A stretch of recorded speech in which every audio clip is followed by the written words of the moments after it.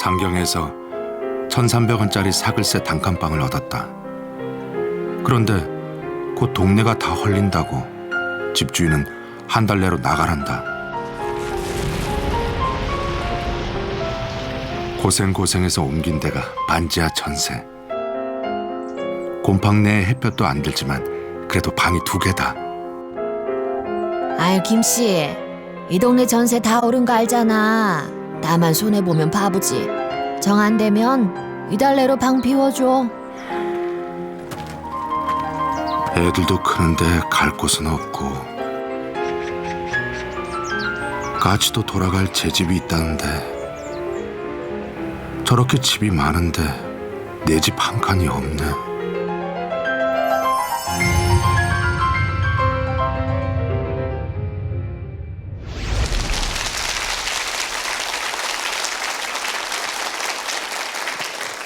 안녕하세요. 이선영입니다. 내 집 마련, 누구나 바라지만 이루기 쉽지 않은 꿈이죠. 특히 올해 부동산 시장은 그 어느 때보다 과열된 모습을 보이기도 했습니다. 그래서 정부에서는 여러 가지 대책을 내놓기도 했고요. 오늘 명견만리에서는 온 국민의 관심사인 이 집에 대해서 이야기를 나눠보겠습니다. 오늘 함께해 주실 연사는 우리의 주거 문제에 대해서 항상 연구하고 또 현장에서 발로 뛰면서 대책을 마련해 온 분입니다. 변창흠 교수를 소개합니다.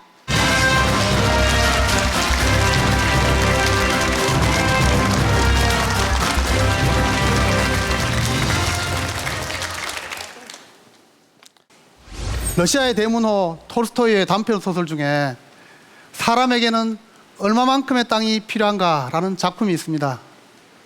소작농이었던 주인공 바홈은 자기가 경작할 땅을 가지는 것이 소원이었습니다.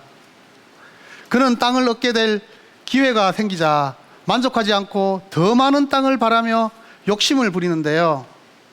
마지막 순간 숨을 거두면서 그가 얻은 건 자신이 묻힐 만큼의 땅뿐이었습니다. 집값에 모두의 관심이 몰린 지금 우리는 톨스토이와 비슷한 질문을 던져볼 수 있습니다. 사람이 살아가려면 과연 얼마만큼의 공간이 필요할까요? 자는 공간과 분리된 부엌도 필요하죠. 몸을 씻고 생리 현상을 해결할 전용 수세식 화장실도 있어야 합니다. 이렇게 국민이 쾌적하게 생활하기 위한 최저 주거 면적 기준은 14제곱미터입니다.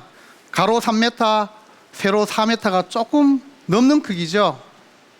그렇다면 모든 사람이 최저 주거 기준에 맞는 집에 살고 있을까요? 서울시 한 쪽방촌. 어른 한 명이 겨우 누울 정도의 쪽방들이 빽빽이 자리하고 있다. 9년 전 이곳으로 이사한 이동술 씨.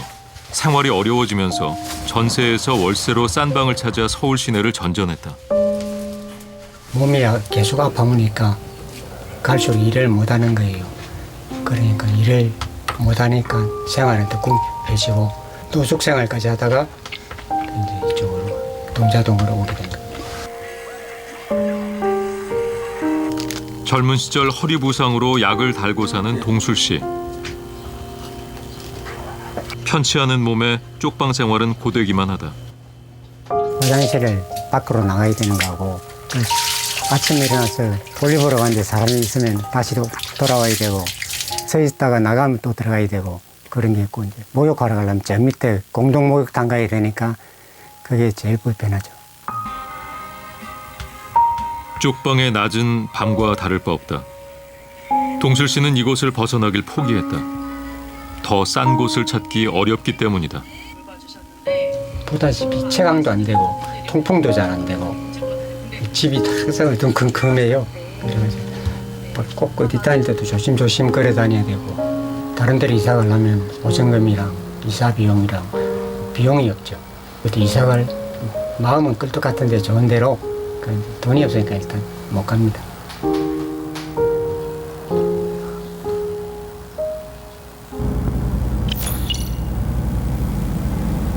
김포시 외곽에 위치한 한 아파트형 공장을 찾았다.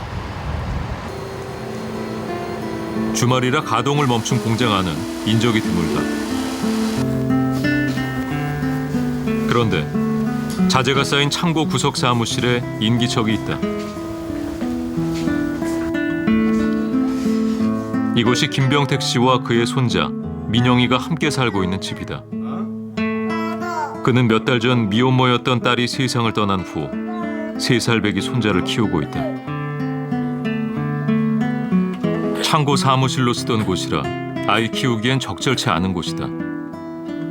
햇빛 한 줌, 바람 한 줄기 들어오지 않는 창고.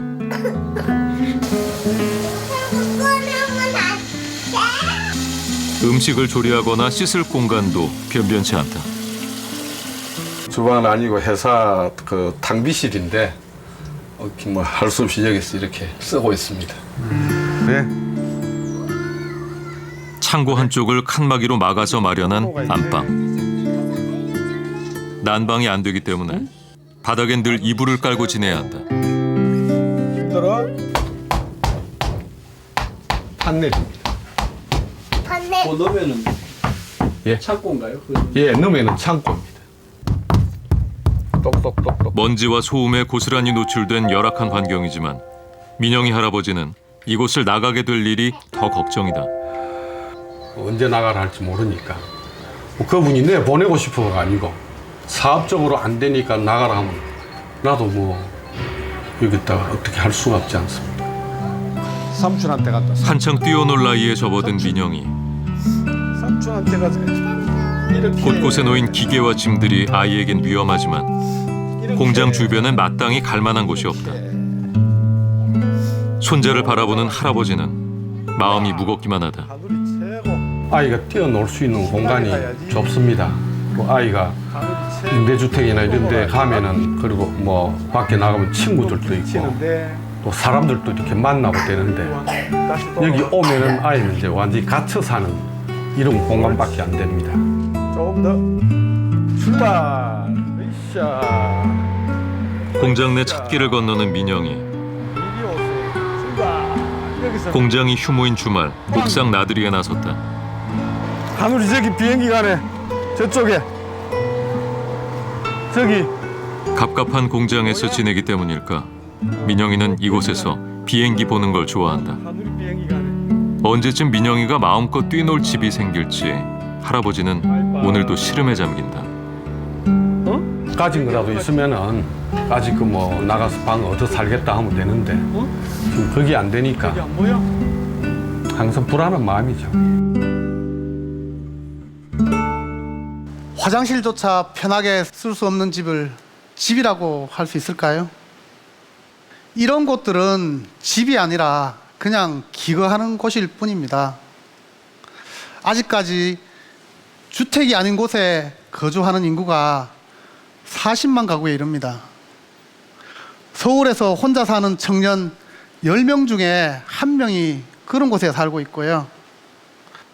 지옥고란 말 많이 들어보셨을 겁니다. 반지하, 옥탑방, 그리고 이제 고시원을 가리키는 말입니다. 싼 임대료 때문에 청년들이 많이 선택하는 곳이기도 하죠. 지난 5월 한국을 방문한 레일라니 파르하 유엔 주거권 특별보고관은 이런 우리의 주거 현실에 대해서 심각한 우려를 나타냈습니다. 한국 주거 실태가 국제 인권 기준에 부합하지 않았던 거죠. 그런데 이렇게 주거가 불안정한 건 주거 빈곤층만이 아닙니다. 집을 빌려서 사는 사람도 불안하긴 마찬가지인데요. 바로 세입자들의 이야기입니다.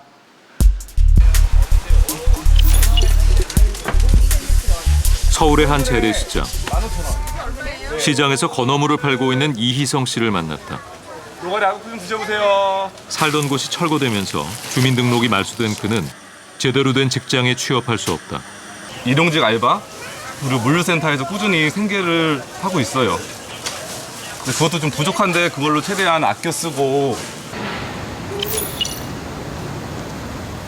일을 마치고 희성 씨가 향한 곳은 옛 경의선 철도가 있던 공유지.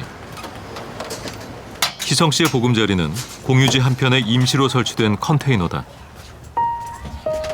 8제곱미터 남짓한 작은 방, 잠잘 매트리스와 옷걸이, 그리고 책상 하나만으로도 방은 발 디딜 틈조차 없다. 컨테이너에서 지낸 지 벌써 2년. 불편한 점은 한두 가지가 아니다. 부엌이 없어 제대로 된 식사는 엄두도 못 낸다.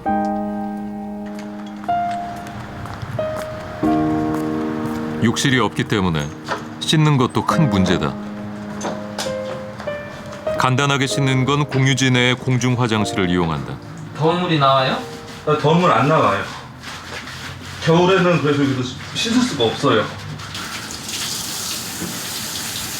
행인들 눈길이 신경 쓰이지만 그에겐 어쩔 수 없는 현실이다.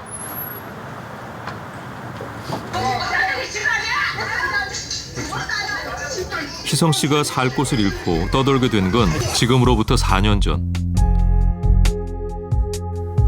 그는 하루아침에 거리로 내몰렸다.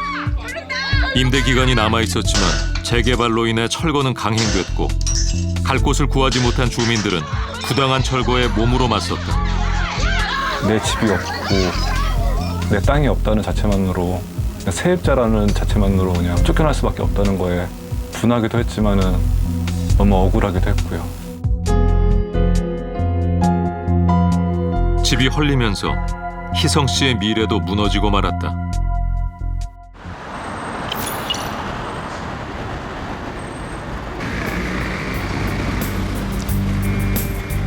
국회의사당 앞에서 몇 년째 1인 시위를 하고 있는 최창호 씨. 그는 대한민국 세입자의 한 사람으로서 세입자들의 권리 보호를 촉구하고 있다.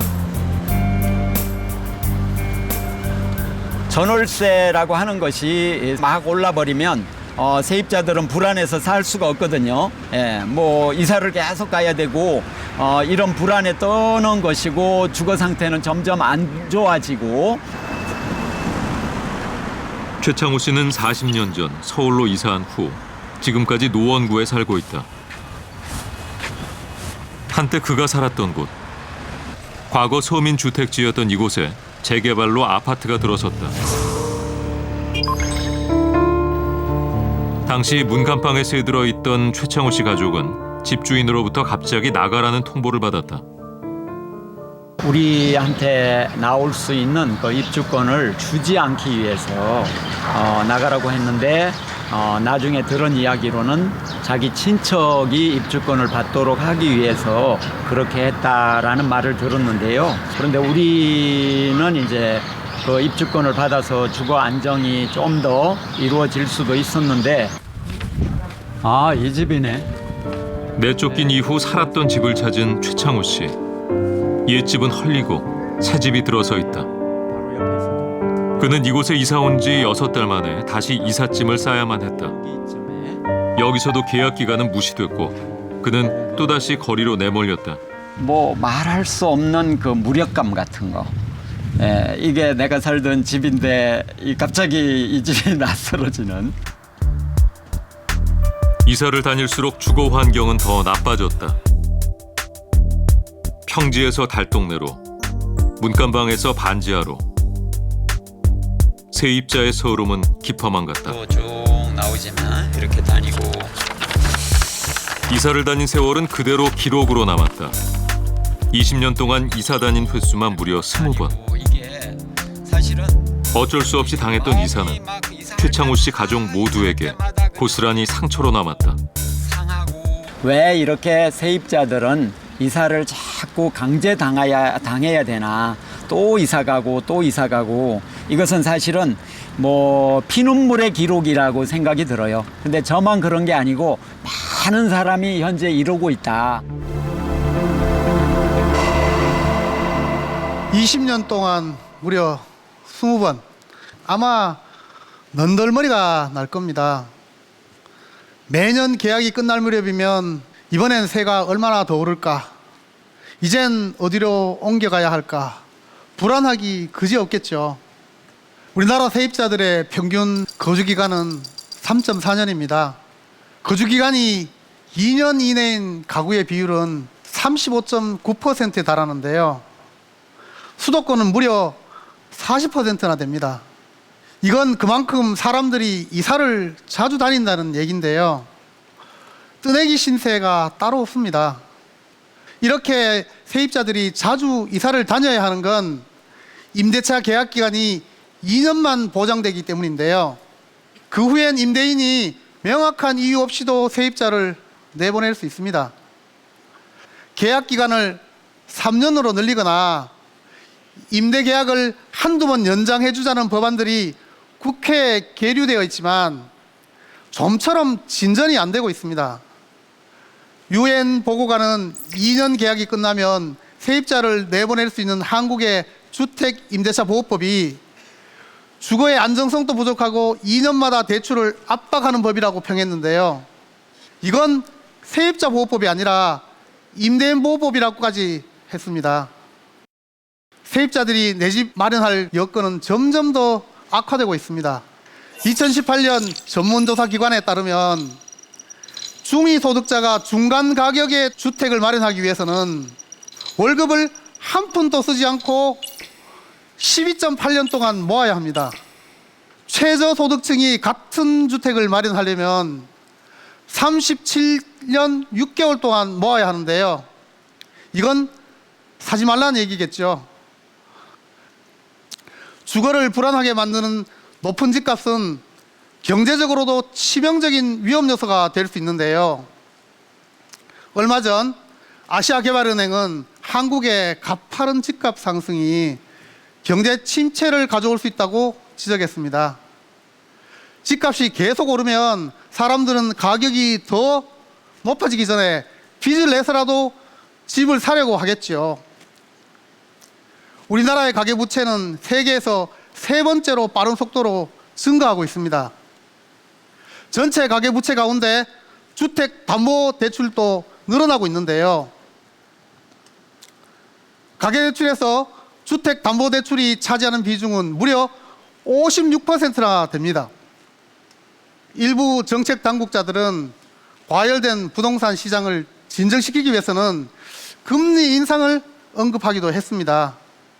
그런데 금리가 오르면 같은 대출금이라도 갚아야 할 원리금이 커질 수밖에 없겠죠. 자칫하면 빌린 돈을 갚지 못하는 사람이 속출할 수도 있습니다.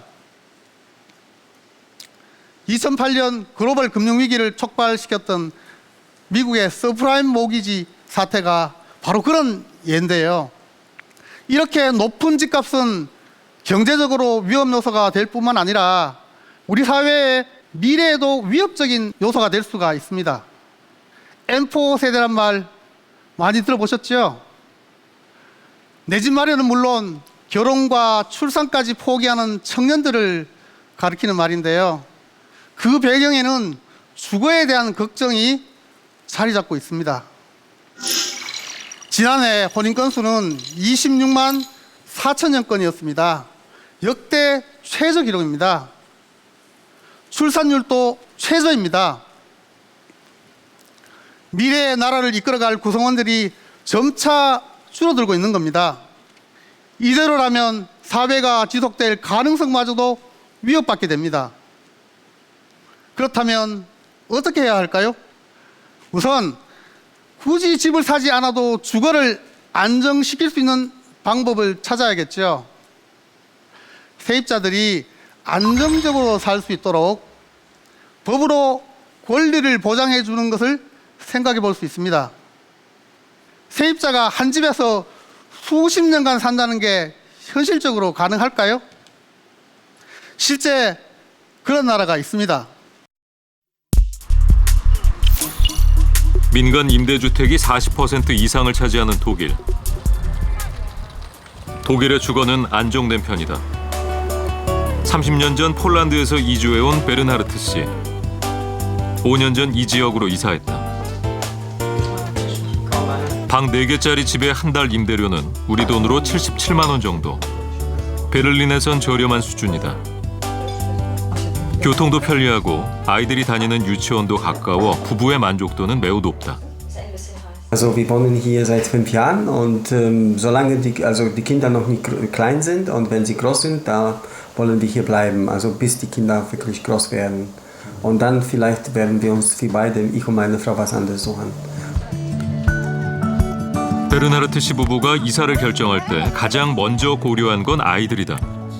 환경이 자주 바뀌면 그만큼 아이들이 적응하기 힘들기 때문이다. Natürlich haben wir alles gesehen, was die Kinder mitgemacht haben. Meine zum Beispiel kleine Tochter oder die hat immer geweint. Oh Mama, ich vermisse meinen Kindergarten und die Kinder und hier ist mein Haus, meine Freunde, meine Schule. Und wenn man das wechselt, finde ich, dass für das Familienleben ist nicht gut.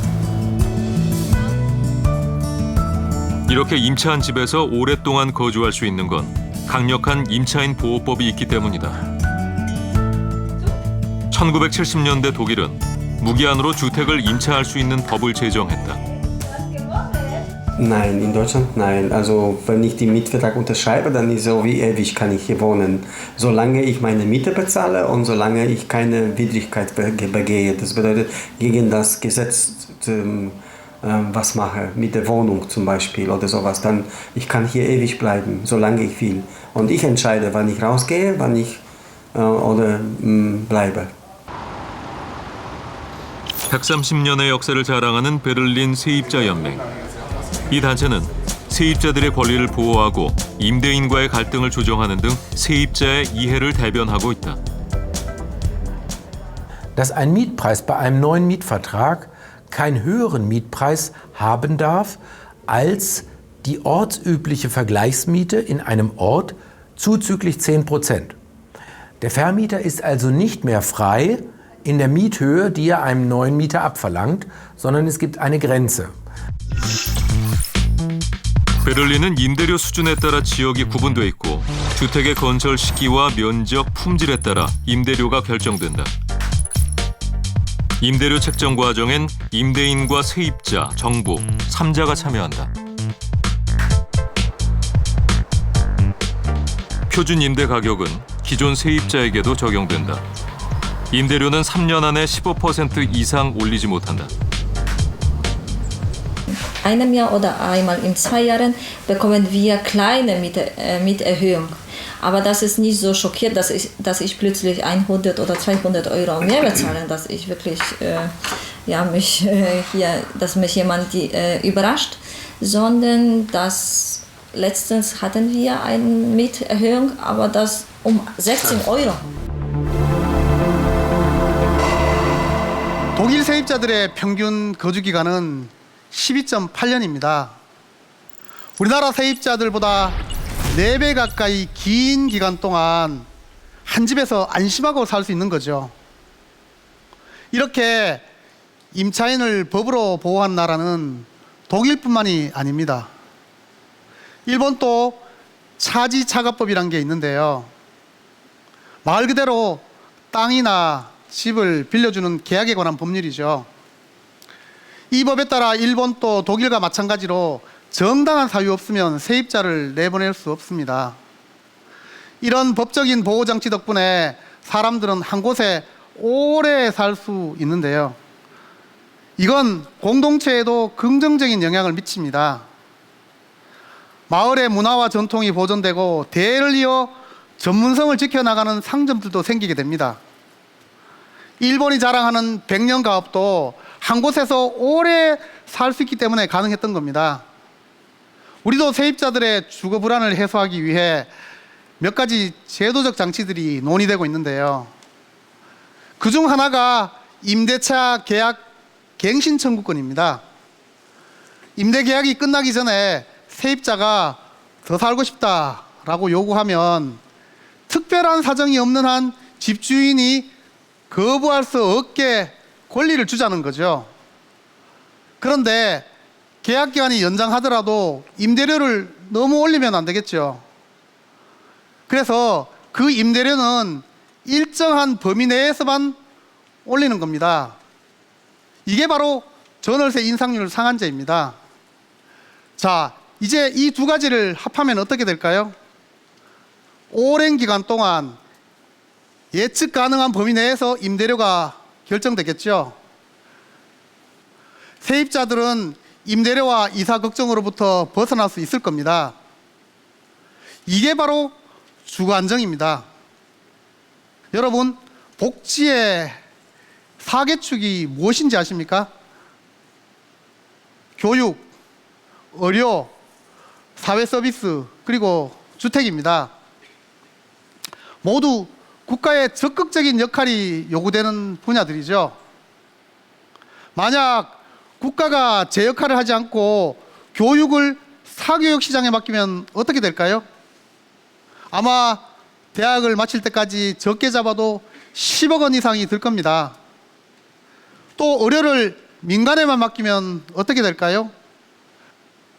감기 몸살 치료하는데도 수십만 원이 들겠죠. 이런 복지들은 모든 국민이 살아가는데 필수적인 요소입니다. 그렇기 때문에 국가가 적극적으로 개입해서 사회 안전망을 마련하고 있죠. 그런데 이 4개 축 가운데서 가장 혼란스러운 것이 바로 주택입니다. 정부의 개입이 다른 분야에 비해 적기 때문입니다. 만약 정부가 적극적인 정책을 펴지 않고 주택을 완전히 시장에만 맡기면 어떻게 될까요?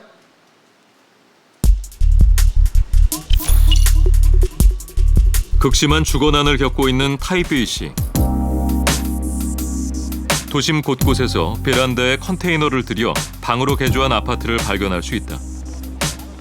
좁은 공간에 여러 명이 살기 위한 서민들의 어쩔 수 없는 선택이다. 베란다를 개조하지 않은 집을 찾는 것이 더 어려울 정도다. 26제곱미터의 집에 4식구가 사는 조수핑 씨. 거의 한평생을 이 집에서 살아온 그녀도 베란다를 방으로 개조해 사용하고 있다. 집값이 너무 비싸 더 큰 집으로 이사할 생각은 오래전에 포기했다. 这边都是加出来的，原来的是在我们这边，这边是加出来的。这边比较空隙，然后这边 베란다를 개조한 덕분에 집 내부엔 약간의 여유가 생겼다. 거주 공간은 넓어졌지만 불법 증축이라 안전에 늘 신경이 쓰인다. 加盖当然也是怕说地震来了，然后房子不少，加盖的部分会不会垮掉啊？对啊，那个也是会担心啦。 저녁 무렵 일터로 나갔던 청년들이 하나둘 집으로 돌아온다. 5년 전 대학을 졸업하고 독립해서 살고 있는 청준웨이 씨. 그의 집은 20제곱미터짜리 원룸을 3명이 쓸 수 있도록 개조한 것이다. 그가 살고 있는 방은 원래 베란다가 있던 곳이다. 불법으로 공간을 개조한 터라 안정성이 걱정되지만 선택의 여지가 없다. 地方就尽量避免做一些动作比较大的一些行为，对，那再加上其实我这个地方是2楼嘛，那我下面还有1楼，那1楼它也是算是有加盖，所以这样子堆叠起来的话，其实我又比较安心一点。 욕실과 부엌은 다른 방에 사는 사람들과 함께 사용한다. 청진웨이 씨처럼 타이베이의 많은 청년들이 높은 집값 때문에 공동생활을 선택한다. 하지만 집을 사려는 청년들은 많지 않다. 집값이 너무 비싸기 때문이다. 제대로 된 집을 산다는 건 청년들에게 환상이 된 지 오래다. 大概做个12年左右就可以买，就是没有任何的开销，对，大概12年就可以买到现在这样子的一个小平数的房子。 과거 타이베이는 기존에 지었던 공공임대주택을 매각하고 90년대 이후 더 이상 짓지 않았다. 현재 타이베이의 공공임대주택 비율은 0.8%. 공공주택 건설을 중지하고 주택 보급은 민간 주도의 시장 논리에 맡겼다. 집값이 천정부지로 치솟았고 소득 대비 주택 가격은 세계 최고치를 기록했다. 台北在1960到1990年代有一个政策很重要，就是兴建国民住宅。在当时呢，其实成功的遏制了收入比跟房价比之间的不健康的比例，可是到今天，这已经是世界前几名的恶劣。 我们要实价课征增值税。 높은 집값 때문에 살 곳을 잃은 시민들은 주거권 보장을 위해 국가가 적극적으로 나설 것을 요구하며 거리로 쏟아져 나왔다. 我们要实价课征增值税。我们要实价课征增值税。我们要公共住宅。谢谢。 就台湾把新建国民住宅政策取消掉，其实另外一个转向就是转换成透过银行的低利的融资贷款，协助民众去市场上买建设公司盖的房子或民间的住宅。经过了30年的实验，告诉我们，它最后还是失败的，因为房价越来越高，民众越来越买不起，政府也没有更多的资源可以来协助民众。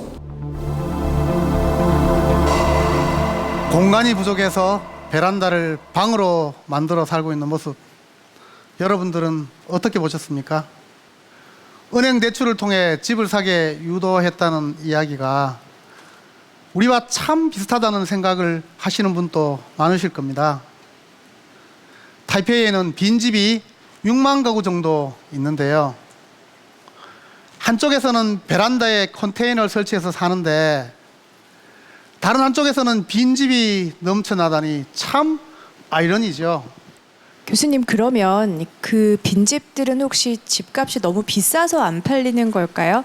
살 사람이 없으면 그 집을 임대를 하면 될 것 같은데요. 한쪽에서는 원룸을 좀 나눠 쓰고 있다면 임대 수요는 좀 있을 것 같은데 그렇게 빈집을 두고 있는 이유가 따로 있을까요? 네, 타이페이에 이렇게 빈집이 넘쳐나는 이유는 여러 가지가 있습니다. 그중 가장 대표적인 이유는 타이완의 부동산 보유세 부담이 아주 적다는 겁니다. 그래서 임대하려고 큰 돈을 들여서 집을 수리하거나 관리할 필요도 없이 빈집으로 그냥 둔 채 가격이 비싸게 오를 때만 기다리는 거죠. 도대체 보유세 부담이 얼마나 적기에 빈집이 저렇게 많을까요? 예를 들면 우리 돈으로 7억 원짜리 주택에 1년 세금이 2천만 원짜리 자동차 한 대에 부과되는 세금보다도 쌉니다. 우리나라도 보유세가 낮은 국가에 속합니다. 요즘 논란이 되고 있는 종합부동산세만 놓고 보면 시가 18억 원의 아파트에 대한 세금은 94만 원인데요. 7천만 원짜리 자동차의 한 해 세금이 100만 원인 걸 보면 오히려 자동차에 세금이 더 많이 부과되고 있는 거죠. 이렇게 세금이 낮으면 집을 여러 채 가지는데 부담이 없어지게 되는 거죠. 투기가 벌어질 조건이 만들어지는 겁니다. 실제로 많은 투기꾼들이 집값 인상을 조장하고 있는데요. 매매, 전세, 가격 차이가 적은 갭 투자에 주목하라. 주변 신구축 아파트를 시작으로 불이 옮겨붙을 가능성이 있다. 이른바 제압 전문가라고 하는 투기 세력들은 사람들의 투기 심리를 부추기기도 합니다. 지금 보시는 건 한 아파트 주민들이 모여있는 SNS 대화창입니다. 우리 아파트 가격은 너무 싸서 속상해요. 우리도 주변 시세랑 비슷하게 올립시다. 자신들이 살고 있는 아파트의 가격을 올리기 위해서 담합을 하는 모습을 볼 수 있는데요. 이렇게 사람들이 주택을 투자의 대상으로만 생각한다면 어떤 일이 일어날까요? 폭등하는 집값 때문에 우리나라뿐만 아니라 전 세계에서도 웃지 못할 일이 벌어지고 있습니다. 자동차에서 생활하는 사람들의 모습입니다. 미국 실리콘밸리의 마운틴뷰 지역에 사는 사람들인데요. 놀랍게도 이들은 억대 연봉자들입니다. 이 지역의 집값이 너무 올라서 월세를 아끼려고 자동차에서 먹고 자는 거죠. 한 달 집세가 500만 원 가까이 된다고 하는데요. 아무리 억대 연봉자라 할지라도 부담스러운 금액이죠. 홍콩은 세계적으로 집값이 높기로 유명한 도시입니다. 아파트 평균 가격이 3.3제곱미터당 1억 원이 넘는데요. 그래서 부엌과 화장실이 붙어 있는 좁은 공간에서 생활하는 사람도 많습니다. 우리나라도 머지않아 저런 날이 오지 않을까 두렵습니다. 보시는 것처럼 우리나라는 다른 나라에 비해서 자가주택 거주 비율이 낮고 공공임대주택 비율도 낮습니다. 민간임대주택에서 안정적으로 거주할 수 있는 보호장치도 부족하지요. 그래서 우리나라는 주거가 특히 불안정한 나라에 속합니다.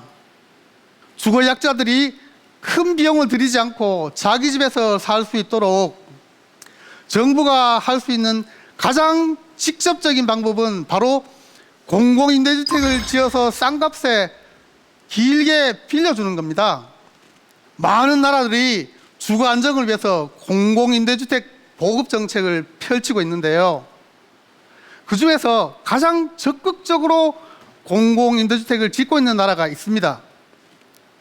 바로 프랑스인데요. 제가 직접 찾아가 봤습니다.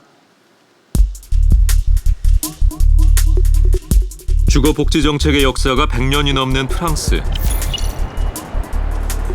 파리시는 2030년까지 공공임대주택 비율을 30%까지 높이는 것을 목표로 하고 있다. 이러한 정책은 어떤 효과를 거두고 있을까? 시내 한 공공임대주택. 1981년부터 이곳에 거주해온 조라 씨를 만났다. 이혼 후 직업 없이 홀로 아들을 키워야 했던 그녀는 공공임대주택 입주 후 안정을 되찾았다. 아들도 경제적으로 독립해 나가고 이제 그녀는 독학으로 영어를 배우고 손자의 재롱을 즐기며 은퇴 후 제2의 삶을 보내고 있다. 그녀는 이 모든 변화가 공공임대주택에 입주했기 때문에 가능한 것이었다고 생각한다. Avec moi et mon fils qui était petit. Et donc, c'était pas bien. Il avait pas de chambre à lui, tout ça. J'étais pas contente. Et là, j'ai fait la demande pour avoir un peu plus de place. Parce que vivre dans un studio, c'est pas possible. Avec un enfant qui court partout, tout ça. Voilà.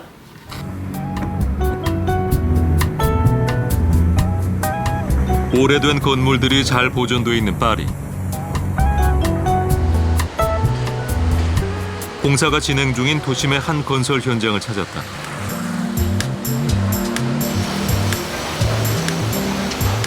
이곳에 짓고 있는 건 다름 아닌 공공임대주택이다. 과거 군사시설이었던 건물을 사들여 공공임대주택으로 리모델링을 하고 있다.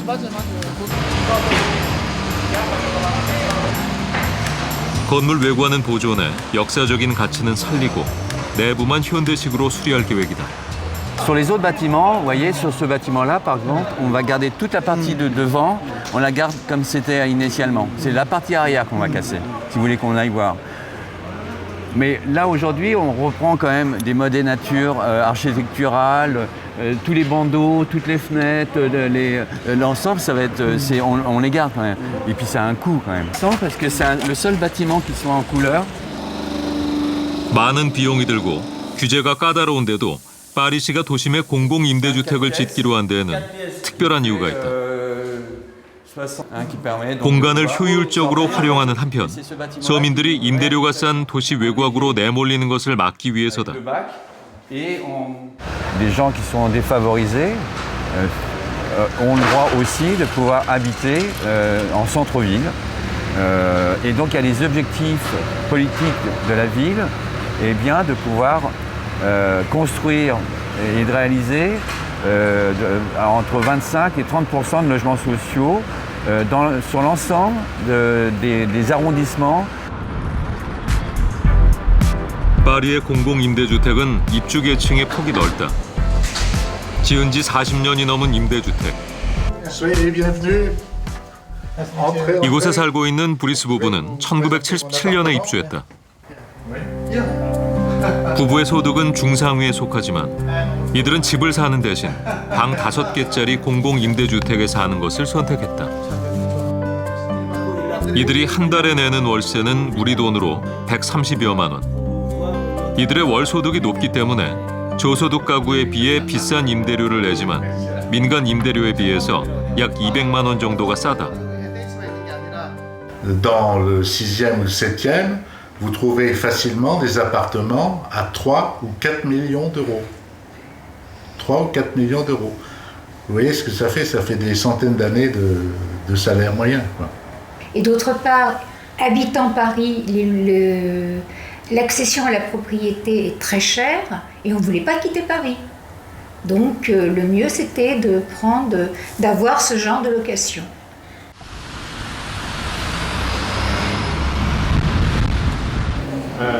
우리나라의 주택공사와 비슷한 역할을 하고 있는 파리하비타. 프랑스 정부는 공공임대주택 건설을 위해 건물을 매입할 땐 법적으로 파리하비타가 먼저 살 수 있는 권한을 주고 있다. Yes. Yeah, she's really. J'utilise mon droit de préemption, mon droit de priorité, et c'est moi qui finalement vais acheter cet immeuble. C'est quelque chose effectivement de très particulier, mais qui permet à Paris Habitat régulièrement de pouvoir transformer des bâtiments, des bureaux, quelquefois des immeubles de bureaux, mais aussi des immeubles de logement, les transformer en immeubles de logement social. 파리 서쪽에 위치한 리버거슈 개발지역. 19세기 말 철도 중심지였던 이곳은 주거지역과 상업지역으로 개발하고 있다. 주거시설에서 가장 많은 비율을 차지하는 건 공공임대주택이지만 일반 임대와 민간 분양을 함께 지어 다양한 계층이 입주할 수 있도록 했다. Because they have all the same level, height level of quality. And this is also a political will to organize a real social cohesion and a real social mixity. There is no social ghetto. Everything is completely gathered and completely mixed. 프랑스의 공공임대주택 정책의 특징은 많이 짓는다는 것뿐만이 아닙니다. 앞서 보셨던 리버거슈 사례나 클리시 바티뉴얼 등 모든 개발 지역에서 다양한 계층이 섞여서 사는 이른바 소셜 믹스를 구현하고 있는 거죠. 그런데 우리의 모습은 어떻습니까? 많은 지자체는 공공임대주택이 들어오는 것을 달가워하지 않습니다. 지자체에게는 공공임대주택에 대한 실질적인 권한이 없을 뿐만 아니라 혜택도 없기 때문입니다. 사실 공공임대주택이 들어오면 재산세는 거의 내지 않는 반면에 복지비용 지출은 늘어나게 되죠. 그런데 앞서 보신 독일과 프랑스의 성공적인 주거복지 사례는 모두 지자체의 강한 의지와 주거 안정을 위한 사회적 합의가 있었기 때문에 가능했던 겁니다. 네, 지금까지 우리의 주거 현실이 얼마나 불안정한지 또 이 주거 문제를 해결하기 위해서는 어떤 방안들이 있는지에 관련된 이야기를 나눠봤습니다. 오늘의 주제와 관련된 어떤 질문이나 의견이 있으신 분들은 앞에 자리해 주시죠. 프랑스에서는 아까 보여주셨던 것처럼 중산층도 공공임대주택에 거주를 하는 걸로 알고 있는데요. 그렇다면 한국에서의 경우에서는 한국 사람들은 같은 아파트 내에서도 벽을 지으면서 임대동을 소외시키고 있는데 그렇게 중산층이 공공임대주택에 거주하는 것이 가능한지 그 부분에 대해서 한번 여쭤보고 싶습니다. 전체 주택 중에서 공공임대주택이 차지하는 비중이 어느 정도 충분히 되면 가난한 사람에게도 주고 그 다음에 일부를 중산층에게도 줘서 소셜 믹스가 이루어질 수 있는데요. 우리는 아까 보신 것처럼 서울에 약 한 7% 정도밖에 되지를 않습니다. 그러니까 소셜 믹스가 이루어지려면 충분한 양의 공공임대주택이 먼저 보급이 돼야 된다 이렇게 생각합니다. 주거복지 정책에서 중앙과 지역의 역할 분담이 구체적으로 무엇인지 여쭤보고자 나왔습니다.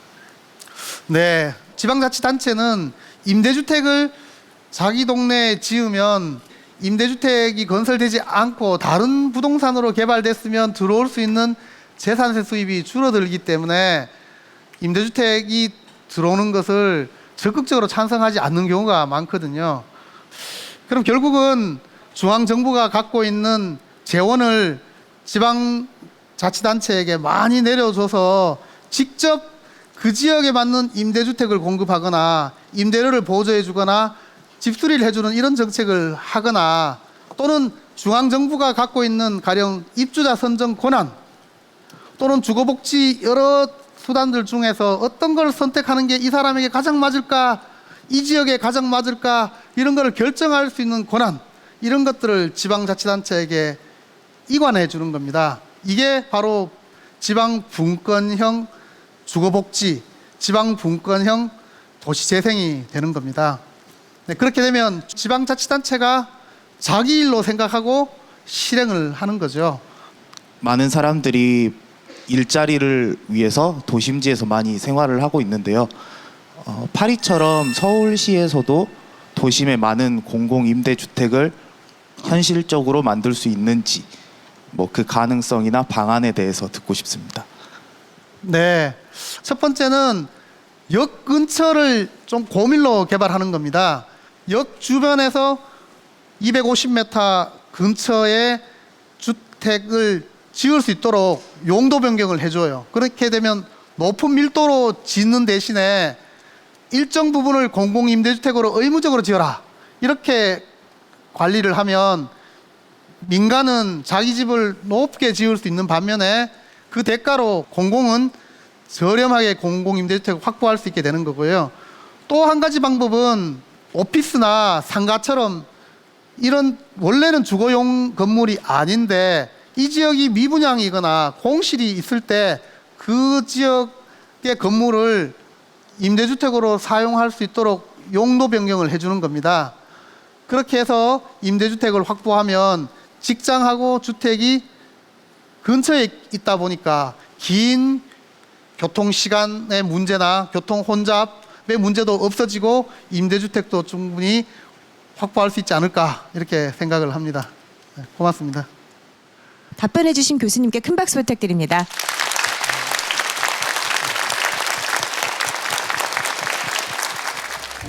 사회 전체의 미래를 생각해서라도 주거 불안은 반드시 해결되어야 할 문제인데요. 오늘 같이 이 주거권에 대해서 논의하고 또 참여해 주신 여러분들이 이런 좋은 합의를 만들어 준다면 그만큼 우리 주거권의 보장 수준이 높아지게 되고 그동안 주거권이 보장받지 못해서 고통받았던 사람들이 훨씬 더 많이 주거권이 보장되는 지속 가능한 사회가 만들어지는 데서 살 수 있지 않을까 이렇게 생각합니다. 누구나 누려야 할 최소한의 공간 14제곱미터가 꿈이 아닌 현실이 되려면 그곳에 사람이 살고 있다는 것을 잊지 말아야 합니다.